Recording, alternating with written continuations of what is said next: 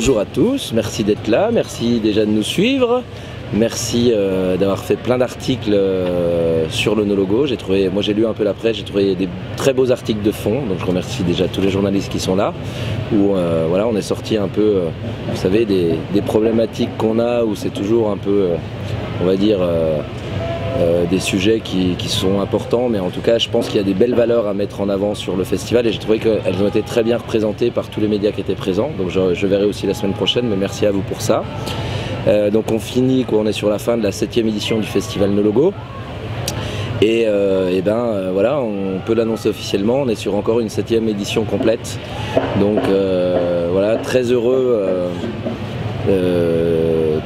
de cela, parce que vous savez, comme économiquement, comme on n'a pas le choix de ne pas faire complet, et on peut annoncer officiellement ce soir qu'on remettra la partie l'année prochaine, parce que le deal qu'on a avec les festivaliers, avec les acteurs du festival, c'est chaque fois que ce sera complet, c'est eux qui décident, on s'engagera à en faire une prochaine. Donc on peut aujourd'hui officiellement annoncer l'édition 2020.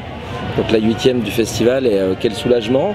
Ça n'a pas été facile cette année, gros engouement sur la programmation, ça fait à peu près 10 jours qu'on est complet sur les 10 ou 15 jours je crois, sur le pass 3 jours les samedis, et le dimanche c'est rempli je crois jusqu'à hier soir, quelque chose comme ça, mais on va faire quand même 42 000 entrées sur le festival, donc c'est toujours dur les dimanches, qu'on fasse un jeudi, vendredi, samedi ou vendredi, samedi, dimanche, c'est toujours plus dur, parce qu'il y en a qui reprennent le boulot. Mais en tout cas une belle édition, on a un peu galéré nous sur le montage parce qu'on n'a pas eu des conditions faciles, mais on est dans le Jura, donc on sait qu'on voilà, on doit s'attendre à ça. Et mine de rien, je trouve que le temps, même s'il y a eu plein de pluie et il y a de la boue, je trouve que ça s'est bien passé. Le vendredi soir, on a eu de la chance avec les averses qui ont toujours arrivé souvent entre les concerts, et les gens sont quand même été présents et ont fait la fête jusqu'au bout. Une superbe journée hier quand même, je pense que tout le monde l'a vécu, et on a pu voir qu'il y avait un engouement autour de ces projets, de ces cartes blanches, de dubbing, de Generation, qui était chouette à voir en tout cas. Le bilan en termes organisationnel, on est assez satisfait des améliorations qu'on a amenées en tout cas. Donc on avait voulu améliorer vraiment l'accueil des festivaliers. Vous avez vu qu'on a agrandi de 2000 m² le site, on a voulu le rendre un peu plus grand, un peu plus paisible. On n'a pas augmenté la capacité de personnes sur site. Et alors je sais pas, c'est que mon avis, vous l'avez vécu, mais moi j'ai trouvé ça, malgré hier un vrai sold out où c'était complet, et j'ai trouvé que c'était encore vivable et qu'il y avait moyen de vivre, de circuler. Alors c'est sûr, devant la grande scène c'était un peu plus compliqué. On a beaucoup amélioré les toilettes également, donc voilà, on n'a eu aucune complainte à l'heure actuelle. On a remis pas mal de toilettes sèches sur le site en faisant différents pôles. Techniquement, malgré ces conditions, on a eu un montage, une journée de mercredi je crois vraiment galère. On a respecté, on a tenu l'engagement, le site était là en place. Et moi je remercie, c'est la première édition en 7 ans où on va dire, on a toujours le stress et l'appréhension, voilà, il faut prendre de la hauteur, mais en tout cas je remercie toutes mes équipes parce que c'est la première édition où j'ai eu le temps de voir des artistes, où j'ai eu le temps de profiter, de rencontrer des festivaliers. J'essaye de le faire chaque année, mais je pense qu'on arrive au bout de 7 ans à vraiment quelque chose de professionnel, voilà, en toute humilité. Mais en tout cas, je remercie toutes mes équipes qui ont fait un travail formidable malgré les conditions climatiques, on va dire, assez extrêmes. Quel pied quoi! Indépendant au bout de 7 ans, 6e édition complète, moi je kiffe quoi, tu vois, je remercie les festivaliers grave, je remercie l'engouement, je remercie tous ceux qui se bougent, un camping complètement complet, et je tiens quand même à souligner que les choses se sont améliorées avec les représentants de l'État en région, donc il y a un vrai travail de consensus, de concertation. Voilà, en tout cas il y a des choses positives. Alors vous savez toujours que j'ai des valeurs et il y a des choses que j'accepte pas, mais en tout cas je sens quelque chose de positif qui arrive, en tout cas, et une acceptation de la manifestation, donc c'est plutôt, on va dire, en bonne voie pour que les choses se passent de mieux en mieux. Et artistiquement j'ai pris mon pied quand même, on a eu des purs concerts quoi, Tiken qui fait un concert de malade mental, j'ai trouvé voilà, le premier soir. La scène dub aussi, on a vraiment voulu améliorer cette scène qui était un peu la deuxième scène, mais qui n'avait pas techniquement, qui n'était pas autant à la hauteur de la grande scène, et je crois que tous les artistes qui sont passés sont unanimes en disant qu'ils ont ils ont pris vraiment des plaisirs à venir jouer sur cette scène dub. Je me rappelle pas de tous les noms parce que j'ai dormi pas beaucoup, mais Tyro aussi qui a fait un super concert, moi j'ai trouvé. Des cartes blanches, vous l'avez vu hier, Dubbing c'est une machine de guerre, mais j'ai trouvé très très belle la carte blanche de Generation. Il y a 2 ans ils ouvraient le festival à 15 h et 2 ans après ils sont en tête d'affiche avec plein d'invités, j'ai trouvé ça chouette. Et puis on reste les mêmes, quoi, on change pas en fait, on essaye d'améliorer, de se remettre en question, d'écouter les festivaliers, mais on reste toujours humain et humble, c'est ça, voilà. Et aussi je tiens à souligner aussi tous les documentaires qu'il y a eu sous le camping, la 3e scène du festival, avec il y a eu vraiment des super concerts qui ont vraiment marché, et surtout les documentaires avec le focus qu'on a mis sur SOS Méditerranée. Vous avez vu qu'on a fait aussi une tente associative sur le côté là. Et ben voilà, ça commence à être vraiment bien parce qu'on a eu plus de 300 personnes, je crois, qui étaient présentes pour suivre le documentaire de SOS Méditerranée. Il y a eu vraiment un débat, un échange avec ces personnes qui sont maintenant avec l'Ocean Viking, et avant c'était l'Aquarius.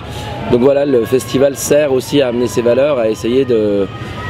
comme je le répète, on est apolitique, hein, voilà, mais en tout cas, faire prendre conscience, essayer de discuter, de faire prendre conscience à cette jeunesse qui va falloir rester droit dans ses bottes, et il va falloir se battre, parce qu'on voit d'un point de vue écologique le drame qu'on est en train de vivre.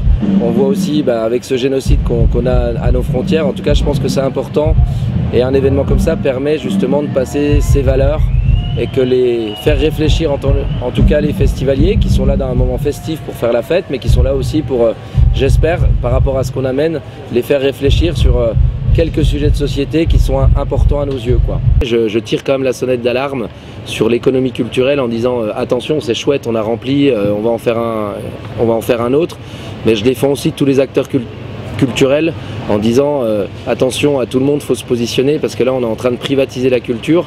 Et on va arriver à un appauvrissement de la production musicale, de la mixité, on va dire, de l'émergence culturelle, de l'émergence artistique, de la mixité artistique des styles.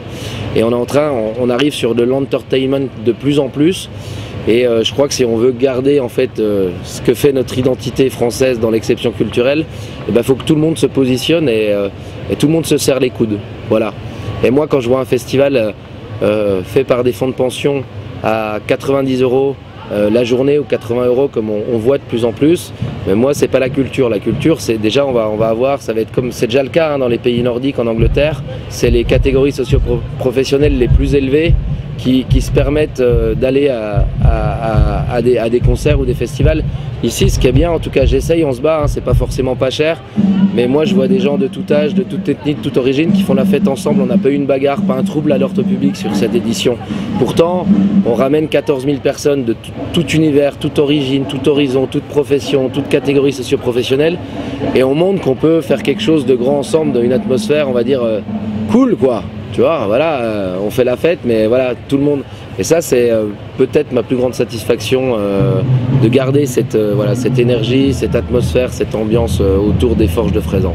Donc déjà, au niveau de notre staff, on a voulu faire un changement. On leur a demandé de laisser tomber la bouteille en plastique au profit d'une gourde.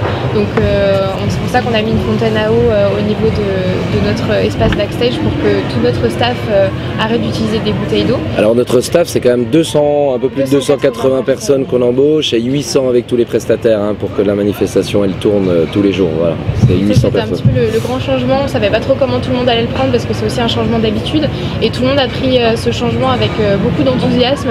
Tout le monde prend plaisir à aller remplir sa gourde. On voit tout le monde se balader avec sa petite gourde, donc ça on est assez content. Donc ça nous a permis d'économiser au moins une bonne palette d'eau et de bouteilles en plastique. 3-4 palettes. Oui, mais le but c'est de tester déjà à notre niveau avant de l'étendre, hein. C'est le but sur les festivaliers, mais il faut savoir que ça marche déjà à 800, puis après voilà. Et du coup, pour préparer aussi les festivaliers à peut-être des changements à ce niveau-là dans les années à venir, on a décidé de consigner la bouteille d'eau, en fait les bouteilles d'eau que vous voyez là, qu'on a vendues dans nos bars. On leur a quand même mis à disposition de l'eau à vendre, mais les bouteilles étaient consignées, pour leur demander de ramener vraiment leurs bouteilles, pour qu'on soit sûr d'avoir un bon recyclage optimal derrière. C'est aussi pour ça qu'on a changé de marque d'eau, tout simplement pour avoir un meilleur matériel qui se recycle mieux.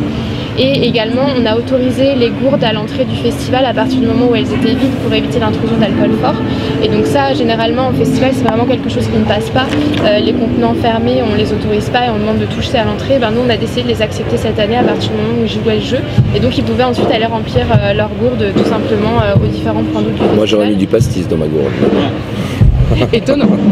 Et donc ça a aussi été très très bien accepté de la part de nos festivaliers. Après aussi, on a fait appel à l'association qui s'appelle Green Minded afin de mettre des cendriers ludiques un petit peu partout dans le festival et également pour recycler en fait les mégots qui allaient être récupérés dans le festival. Donc on a essayé de mettre à plusieurs endroits et on a aussi des personnes qui ramassent les mégots par terre et qui vont les stocker ensuite dans des bacs qui vont être envoyés dans l'ouest de la France pour être recyclés et donc revalorisés derrière plutôt que de polluer nos sols ou alors d'être incinérés lorsque ça termine à la poubelle. Et puis nous on a aussi à notre niveau toujours on a une équipe écologique qui s'occupe de faire un très gros travail de tri des déchets et de sensibilisation au niveau de nos festivaliers. Et d'ailleurs j'ai discuté avec eux et ils m'ont dit qu'ils trouvaient que cette année les festivaliers étaient plus propres. En fait tous les matins cette équipe va sur le site et va ramasser le maximum de déchets qu'ils trouvent afin que la saleté n'appelle pas la saleté chaque jour et qu'il n'y en ait pas de plus en plus et aussi que les festivaliers ne piétinent pas ces déchets et que ça ne rentre pas dans le sol. Et là ils m'ont vraiment fait le retour qu'ils avaient l'impression qu'il y avait moins de travail que d'habitude et qu'il y avait une moins grosse masse de déchets à ramasser. Donc en fait on sent que nos festivaliers sont de plus en plus sensibles et éduqués à tout ça. Et donc en fait cette équipe là s'occupe de faire un gros tri. Ils récupèrent tous les déchets alimentaires de nos restaurateurs et du catering afin de les composter. On récupère aussi bien évidemment donc, le plastique des bouteilles de nos bars pour que ce soit recyclé correctement. Et ils ont fait un très gros travail de sensibilisation au camping. Lorsque les 10 500 campeurs sont arrivés, ils leur ont distribué des sacs poubelles dédiés en leur expliquant vraiment quelles étaient les consignes de tri.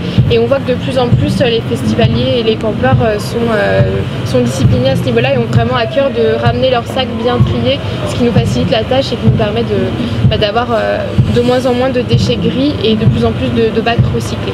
On a investi aussi sur vraiment dans l'accueil festivalier, sur la plomberie, parce que vous savez qu'un festival, un village veut dire de 1200 personnes pour accueillir 11 500 ou 14 000 personnes ou 11 000 sur le camping, parce qu'on a remis un peu des places en vente, voilà.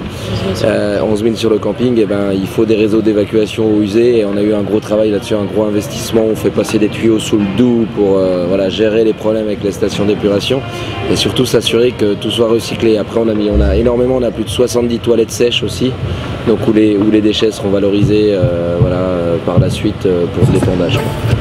Merci. Pour les fins de festival, là ça va être le feu. Hein. Patrice, Ziggy Marley, Dozy Signal, et on finit par un artiste local franc-comtois. La musique est bonne, la marche à la donne, la mec qui au devant la plage, j'ai vu du thème dans la sur la